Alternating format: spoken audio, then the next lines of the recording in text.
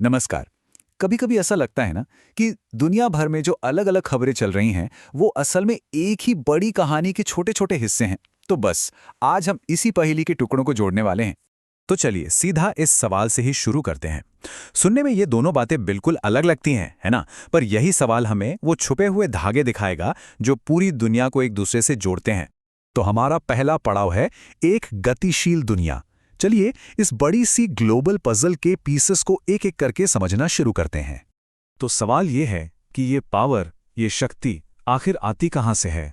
सच तो ये है कि किसी भी देश की असली ताकत और उसकी जियोपॉलिटिकल स्ट्रैटेजी की जड़ें उसकी अपनी ही जमीन में होती हैं। चलिए देखते हैं ये काम कैसे करता है। तो अब बात करते हैं शक्ति के अर्थशास्त्र की, मतलब देश अंदर से खुद को कैसे मजबूत बना रहे हैं। 1526 करोड़ रुपए, ये सिर्फ एक सड़क नहीं है, नहीं, ये देश की आर्थिक रीढ़ को फौलाद जैसा मजबूत करने का एक निवेश है। समझिए, ये सीधे सीधे देश की कनेक्टिविटी और उसकी ताकत को बढ़ाता है। और अब ये देखिए, 19,000 करोड़ रुपए से भी ज्यादा। ये आंकड़े साफ दिखाते हैं कि भारत अपने इंफ्रास्ट्रक्चर को लेकर कितना सीरियस है। देखिए, इस तरह के प्रोजेक्ट्स बिजनेस और लोगों की आवाजाही को आसान बनाकर देश को लॉन्ग टर्म में बहुत शक्तिशाली बनाते हैं। लेकिन जैसा मैंने कहा, ताकत सिर्फ कंक्रीट से नहीं आती।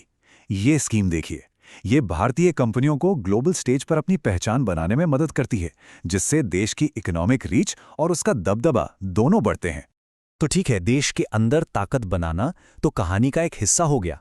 लेकिन अब कहानी के दूसरे और शायद ज्यादा कॉम्प्लेक्स हिस्से की तरफ चलते हैं, यानी अंतर्राष्ट्रीय मंच, जहां बाहरी दबाव भी हैं और नए मौके भी। हमारा अगला हिस्सा, टकराव और समझौते। अब देखते हैं कि देश बाहरी दुनिया के दबावों से कैसे निपटते हैं।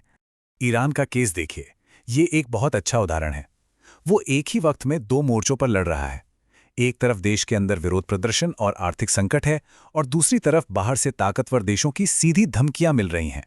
ये बयान, ये जियोपॉलिटिकल प्रेशर का एक बहुत ही खुला और डायरेक्ट एग्जाम्पल है।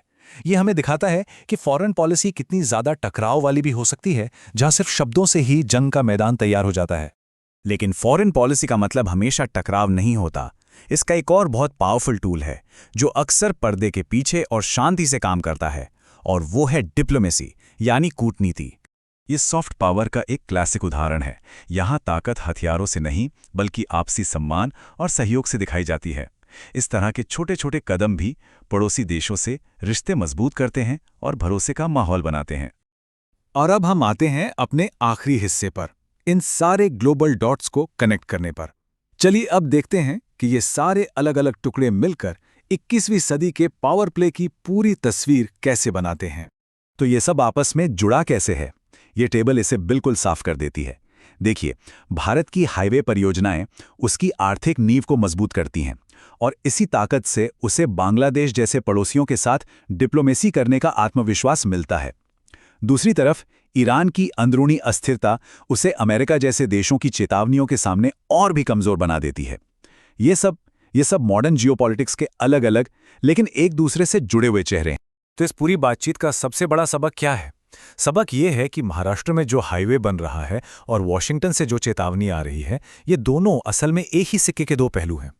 देखिए, ग्लोबल स्टेज पर किसी भी देश की असली पावर इस बात पर टिकी है कि वो अपने घर को, मतलब देश के अंदर कितना मजबूत बनाता है, और साथ ही दुनिया के साथ उसके रिश्ते कैसे हैं।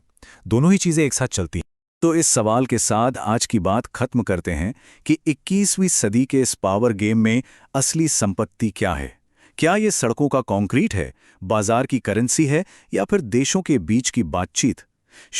शायद असली जवाब इन तीनों के सही बैलेंस में ही छिपा है।